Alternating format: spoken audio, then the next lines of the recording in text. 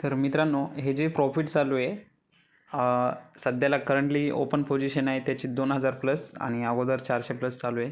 तर हे प्रॉफिट कसं होतं आहे की जे आपल्या यूट्यूब चॅनलवरती स्ट्रॅटेजीज अपलोड केलेली आहे मी, त्यानुसार मी हे प्रॉफिट होत आहे मित्रांनो.